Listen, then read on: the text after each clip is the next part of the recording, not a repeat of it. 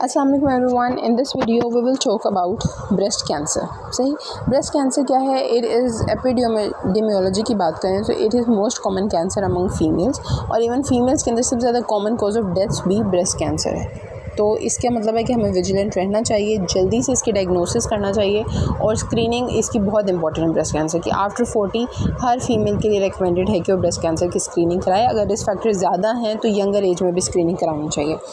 Okay, so risk factors क्या हैं breast cancer के? एक बात आप याद रखें, ब्रेस्ट कैंसर का risk is directly proportional to the oestrogen exposure in a females life. जितनी ज़्यादा उसकी ज़िंदगी में ईस्ट्रोजन एक्सपोजर है उतना ही ज़्यादा उसको ब्रेस्ट कैंसर का रिस्क है। ओके, फर्स्ट पॉइंट, अगर मतलब ईस्ट्रोजन एक्सपोजर ज़्यादा होने का क्या मतलब है? फर्स्ट पॉइंट, अगर वो नली पैरस है, ठीक है। आपको पता है कि प्रेगनेंसी के अंदर क्या होता है कि फ़ीमेल की बॉडी के अंदर ईस्ट्रोजन प्रोडक्शन कम हो जाती है और प्रोजेस्टेरोन और इस तरह के हार्मोन्स बनना शुरू हो जाते हैं, ठीक है। Progesterone, oxytocin, prolactin, all these hormones, लेकिन ईस्ट्रोजन कम बनता है। तो जितना ज़्यादा ईस्ट्रोजन होगा उतना ज़्यादा ब्रेस्ट कैंसर का रिस्क है। अब फॉर एग्जाम्पल एक फ़ीमेल है, वो कभी ज़िंदगी में प्रेगनेंट नहीं हुई, अब उसकी एज 50 ईयर्स है और वो सारी ज़िंदगी ईस्ट्रोजन एक्सपोजर कंटिन्यूस उनको रहा है, तो उनके रिस्क ज़्यादा है एज़ कम्पेयर टू कि अगर कोई 3-4 बार दफ़ा प्रेग्नेंट है। और वो सब प्रेगनेंसी जो है और breast feeding, both of them are protective, ठीक है, अगेंस्ट ब्रेस्ट कैंसर। फिर उसके अलावा मेंस्ट्रुअल साइकिल अगर उसकी लंबी हो गई है, मेनार्की बहुत जल्दी एज में हो गई, 9-10 इस तरह की, यानी 10, किसी को 12 एज में हो रही है, किसी को 13 में हो रही है, किसी को 9-10 में हो रही है, तो ये 3 साल का एक्सपोजर ज़्यादा हो गया। मेनोपॉज थोड़ा लेट हो गया, तो ये जो ड्यूरेशन 10 साल 6 साल इस तरह बढ़ सकती है ना, तो वो जो ड्यूरेशन बढ़ी, ईस्ट्रोजन एक्सपोजर इस तरीके से ज़्यादा हो सकता है। अगर उन्होंने कोई हार्मोन रिप्लेसमेंट थेरेपी की है, OCPs दी हैं बर्थ कंट्रोल के लिए, किसी भी रीज़न के लिए, मेंस्ट्रुअल साइकिल के इरेगुलरिटीज़ के लिए, तो ये सब चीज़ें इंक्रीज़ करती हैं ब्रेस्ट कैंसर के रिस्क को।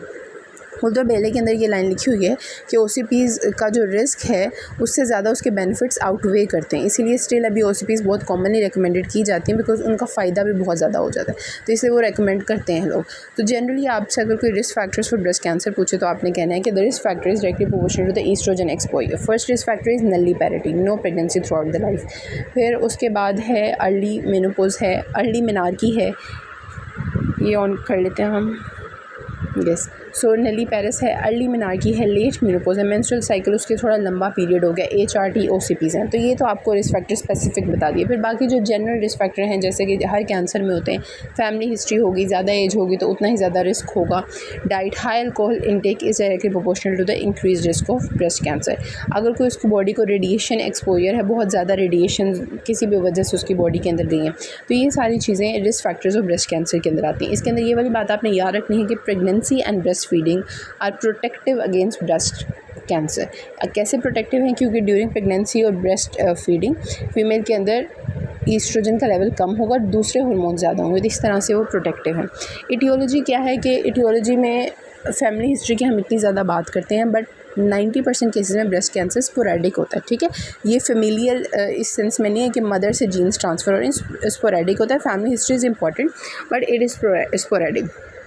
जब स्पोरेडिक होता है, यानी रेडिएशंस की वजह से, ईस्ट्रोजन के लॉन्ग एक्सपोजर की वजह से, किसी भी रीजंस की वजह से जीन्स में म्यूटेशन आती है, तो कौन सा वाला जीन इन्वॉल्व होता है? मोस्टली P53 जीन इन्वॉल्व होता है इन स्पोरेडिक ब्रेस्ट कैंसर, जो कि 90% केसेस में होता है। वैसे जो फेमिलियल है दैट इज़ 10%, और उसके अंदर जो जीन्स इन्वॉल्व होते हैं P53 तो होगा, और उसके अलावा BRCA1 BRCA2 ये वाले जीन्स इन्वॉल्व होते हैं। अगर BRCA1 के अंदर म्यूटेशन है तो ओवरीज का कैंसर भी हो सकता है। इसी तरह अगर BRCA2 में है तो BRCA2 की म्यूटेशन से पैंक्रियाटिक कैंसर, मेल के अंदर प्रोस्टेट कैंसर हो सकता है। इसलिए जब हम क्लिनिकल कर रहे थे ट्रिपल असेसमेंट में, मैं आपको कहा था कि हम फादर की साइड की हिस्ट्री भी लेते हैं, क्योंकि BRCA2 के अंदर वो वाले कैंसर्स हो सकते हैं, और अगर किसी फीमेल को BRCA1 है तो हम उसको ओवरीज भी देखेंगे। इसके आपको एग्जांपल एक बताती हूँ कि जो एंजेलिना जोली थी, तो उनके अंदर BRCA1 की म्यूटेशन पॉजिटिव आ गई थी, तो उन्होंने अपनी स्क्रीनिंग कैसे कराई होगी? यंग एज में उनको पता चला, फॉर एग्जांपल 30 ईयर्स में, तो उन्होंने MRI कराया होगा अपनी स्क्रीनिंग के लिए, BRCA1 पॉजिटिव था उनका, तो उन्होंने फिर प्रोफाइलेक्टिकली दोनों ब्रेस्ट अपनी रिमूव करा ली, प्रोफाइलेक्टिक बायलैटरल मेस्टेक्टमी उन्होंने कराई, और उसके बाद ब्रेस्ट इम्प्लांट्स करवा लिए, और बाद में उनको पता चला कि BRCA1 is also related to the ovarian cancer, और फिर उन्होंने अपनी ओवरीज भी रिमूव करा ली, बायलैटरल ओफरेक्टमी करा ली।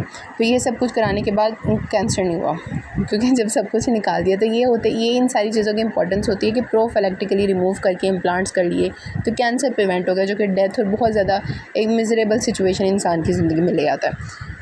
So etiology is that 90% of the breast cancers are sporadic involving the gene P53. 10% familial हैं जिसमें BRCA1 BRCA2 है. BRCA1 is also associated with ovarian cancer. BRCA2 is also associated with pancreatic cancer and prostate cancer in case of males. अब breast cancer की types क्या हैं? ये clinically हमारे लिए इंपॉर्टेंट है बिकॉज इसकी बेसिस पे हम अपनी ट्रीटमेंट को डिसाइड कर रहे होते हैं. जैसे कि मैंने आपको फर्स्ट वीडियो में बताया था, ब्रेस्ट की जब हम एनाटमी की बात करते हैं तो उसके अंदर डक्ट्स होती हैं और लोब्यूल्स होते हैं. यानी ये एक डक्ट है और डक्ट्यूल है, इस तरह काफ़ी सारे जो करके बनाएंगे ना, ये एक मिलके एक लोब्यूल बना लेंगे. अब आप इमेजिन करें कि कैंसर इस डक्ट्यूल के अंदर है, ठीक है, इस एरिया के अंदर है और बेसमेंट मेम्ब्रेन को इन्वेड नहीं किया, तो it would be ductal carcinoma in situ, inside the basement membrane, inside the duct. ठीक है. अब सेकंड सिचुएशन हमारे पास ये है कि कैंसर डक्ट्स को इन्वॉल्व कर रहा है but it has invaded the basement membrane.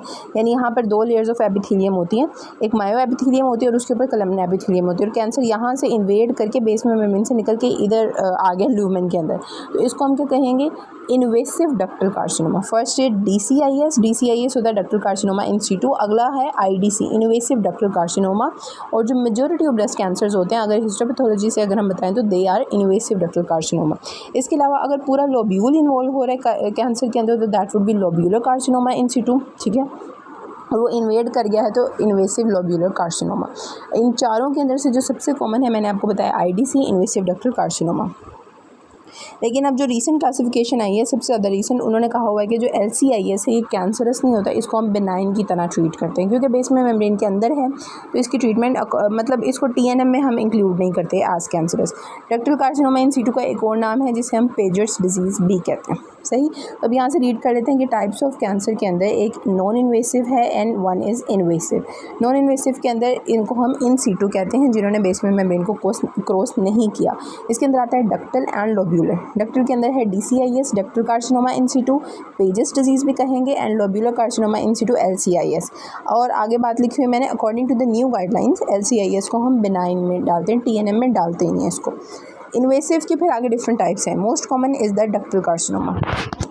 Invasive ductal carcinoma IDC is the most common type of breast cancer. ये शुरू ऐसे होता है कि पहले DCIS होता है, वो फिर क्रॉस करके IDC बन जाता है. लेकिन फ़ीमेल्स हमारे पाकिस्तान में स्क्रीनिंग का इतना रिवाज नहीं है, तो फीमेल्स जब प्रेजेंट करती हैं तो वो मोस्टली IDC के लेवल पर ही प्रेजेंट कर रही होती हैं. Lobular carcinoma, medullary carcinoma, colloid, inflammatory, ये सारी जो चीज़ें ये आपने पैथो में पढ़ी हुई हैं, तो इतना हम इसकी डिटेल में नहीं जाएंगे. बस एक ये आपको बता देते हैं कि inflammatory carcinoma is very aggressive, painful. इसका प्रोग्नोसिस बहुत बुरा होता है. लाइक अगर पेशेंट इसके साथ, इसमें डिस्चार्ज भी होता है, पेशेंट इसके साथ प्रेजेंट करेगा तो ये सीधा टाइप 4 हम स्टेज उसमें जा रहे होते हैं, T4 के अंदर जाते हैं. TNM स्टेजिंग में आपको मैं बताऊंगी. But inflammatory carcinoma has a very poor prognosis. तो टाइप्स के अंदर आप इस इतना याद रखें, it can be in situ और इन्वेसिव, नॉन इन्वेसिव और इन्वेसिव. नॉन इन्वेसिव के अंदर DCIS है जिसका नाम पेजेस डिजीज़ भी है एंड लोब्यूलर भी है. इन्वेसिव के अंदर ductal carcinoma is the most common. जो डक्टल कार्सिनोमा है ये वैसे पैथो के रिलेटेड बात है, ये अगर आपको नहीं भी याद रहेगी तो इतनी इंपॉर्टेंट नहीं है. दैट इज़ के डक्टल कार्सिनोमा में ई के एडहेरेंट पॉजिटिव नहीं होता एंड लोब्यूलर के अंदर ई के एडहेरेंट पॉजिटिव होता है. लाइक अगर हमने डिफ्रेंशिएट करना हो, हमें देखने से तो नहीं पता चल रहा ना कि कौन सा कैंसर है, तो हम क्या करते हैं कि हम उसकी हिस्टोपैथोलॉजी करके फिर ई के एडहेरेंट से देखते हैं. अगर तो ई के एडहेरेंट पॉजिटिव है that would be lobular and ductal is not E cadherin positive, उसके अंदर सेल्स लूजली अटैच्ड होते हैं. तो ये बात हमने पैथो में पढ़ी थी. Molecular classification of breast cancer, it is a important part in the treatment and discussion of breast cancer. ये किस तरह से इंपॉर्टेंट है? अब ये देखिए, ये ब्रेस्ट है, इसके अंदर एक ट्यूमर बन रहा है. यहाँ पर ट्यूमर का क्या मतलब है? ट्यूमर का बेसिकली मतलब ये है कि सेल्स की ओवर प्रोलिफरेशन हो रही है, माइटोसिस बहुत ज़्यादा है, एपोप्टोसिस उनकी नहीं हो रही होती. ये बातें हम सब पैथो में की हुई है ना हमने. तो ये हम ट्यूमर है.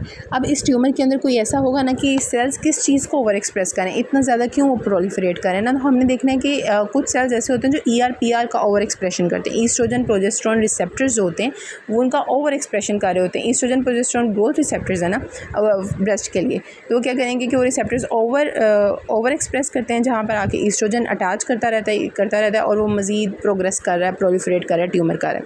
तो ER/PR का स्टेटस हम देखेंगे कि जो फॉर एग्जांपल हमारी फ़ीमेल है उनके अंदर ER/PR पॉजिटिव है या नेगेटिव है. तो प्रोसेस क्या होगा कि फ़ीमेल है, उसको ब्रेस्ट कैंसर है, डायग्नोस हो गया, हमने उसके सैंपल लिया ट्रूकट बायोप्सी के लिए और उसी सैंपल का हम चेक करेंगे ER/PR स्टेटस. ER/PR स्टेटस कैसे चेक करते हैं?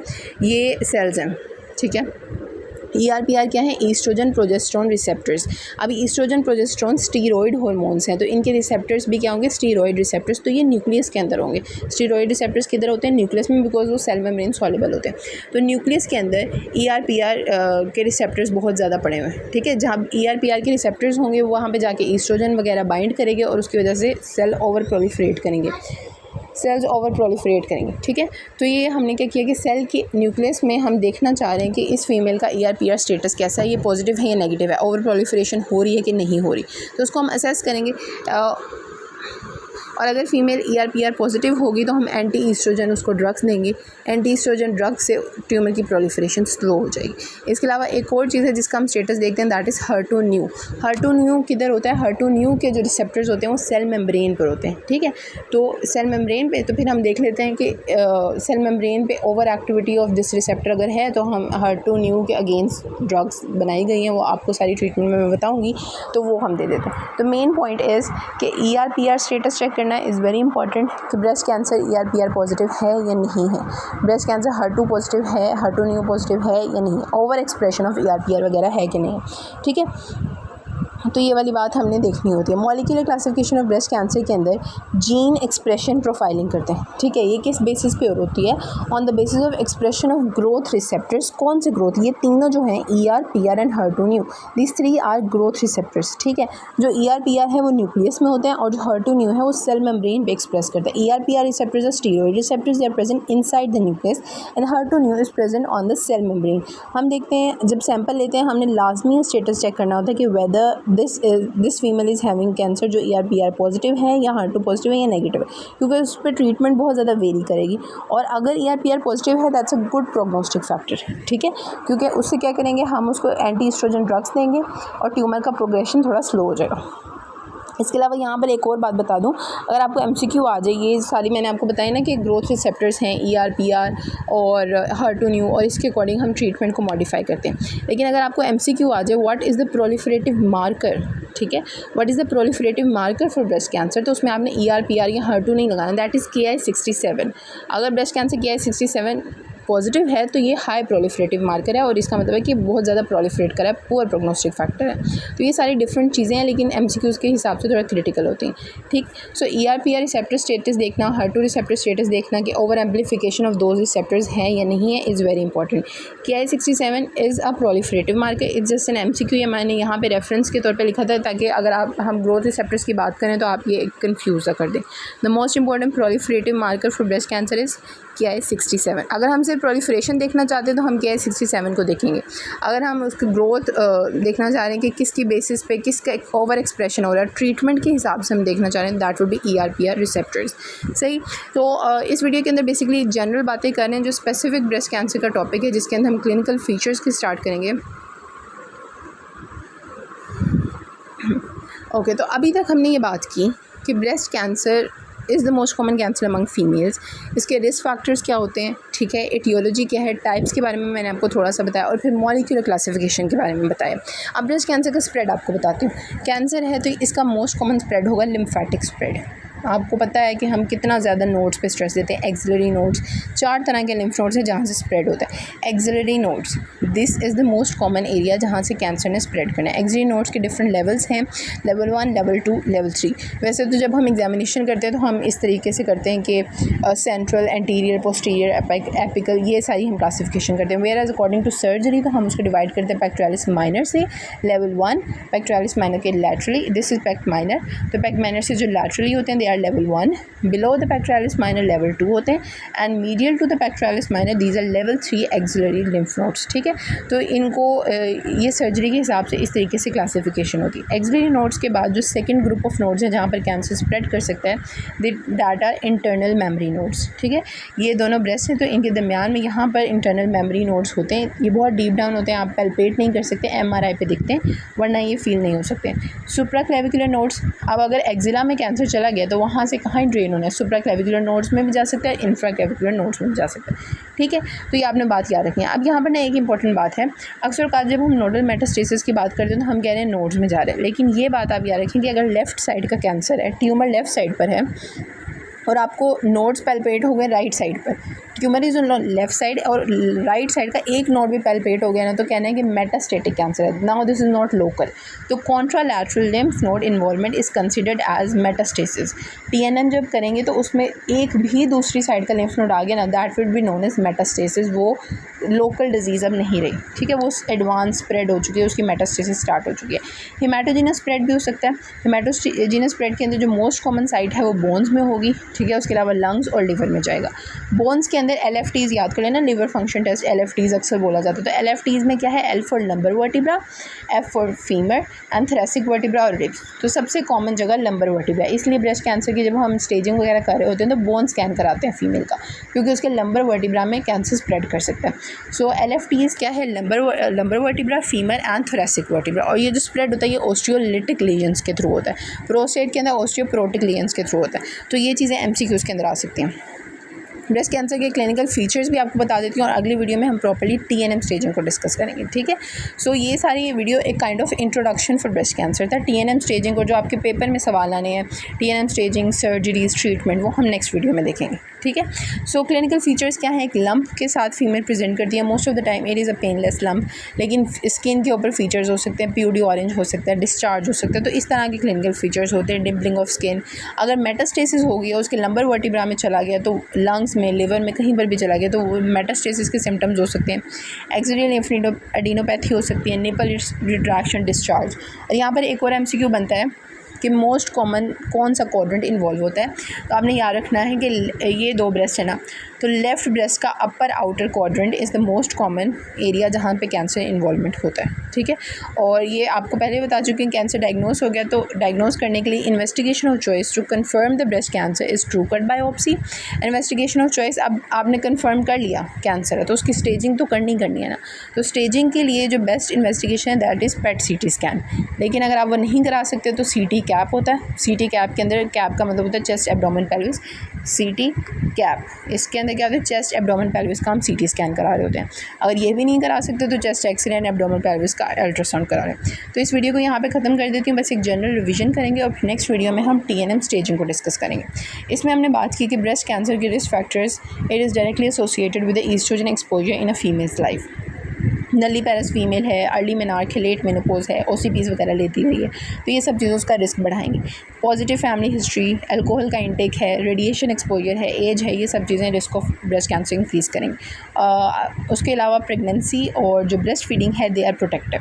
एटियोलॉजी के अंदर 90% के अंदर स्पोरेडिक होते हैं, P53 की इन्वॉल्वमेंट होती है. और अब बाकी BRCA1 BRCA2 का क्या है कि BRCA1 के साथ ओवेरियन कैंसर एसोसिएटेड होता है और BRCA2 के साथ pancreatic and prostate cancer associated होता है. सही टाइप्स के अंदर नॉन इन्वेसिव है, इन्वेसिव है. मोस्ट कॉमन कौन सा होता है, नॉन इन्वेसिव में DCIS, डक्टल कार्सिनोमा इन सिटू, जिसका दूसरा नाम पेजेस डिजीज़ है. एंड इन्वेसिव के अंदर मोस्ट कॉमन क्या है, IDC. ज़्यादातर females IDC, invasive ductal carcinoma के तौर पर प्रेजेंट करती हैं. मॉलिक्यूलर क्लासिफिकेशन में ER/PR पॉजिटिव कैंसर्स होते हैं, ठीक है. HER2/neu पॉजिटिव कैंसर होते हैं. ER/PR HER2/neu ये हैं कि ये ग्रोथ रिसेप्टर्स हैं. ग्रोथ रिसेप्टर्स ER/PR स्टीरॉयड होते हैं, ये न्यूक्लियस के अंदर प्रेजेंट होते हैं. और HER2/neu सेल मेम्ब्रेन पे प्रेजेंट होता है. और Ki-67 is the proliferative marker for the breast cancer. फिर स्प्रेड का आपको बताया कि डिफरेंट रूट से होता है. अगर लिम्फेटिक रूट से हो तो एक्जिला में होगा, एक्सिलरी नोड्स के अंदर जाएगा. इंटरनल मेमोरी, सुप्रा क्लेविकुलर, इंफ्रा क्लेविकुलर. और दूसरी साइड का एक भी नोड इन्वॉल्व हो गया ना, ये बात बहुत इंपॉर्टेंट है. कॉन्ट्रालैटरल एक भी आप एग्जामिनेशन करें और आपने पैल्पेट किया, राइट साइड पे लंप है, राइट साइड पे नोड्स इन्वॉल्व है नहीं है, लेफ्ट का एक आपको नोड पैल्पेबल था, इसका मतलब ये डिजीज़ मेटास्टेटिक है, it is not local anymore. सही. हिमेटोजेनियस स्प्रेड में मैंने आपको बताया कि बोन्स में ऑस्टियोलिटिक लीजन्स के थ्रू सबसे ज़्यादा होता है. बोन्स में भी कौन सी बोन सबसे कॉमन है, lumbar vertebra. Then we have femur and thoracic vertebra. Clinical features they are very obvious. Lump है, ulceration of skin, dimpling, retraction, इस तरह की चीज़ें होती हैं, ठीक है. Investigation of choice is the true cut biopsy, and for staging it is PET CT scan. So in the next video we'll talk about TNM.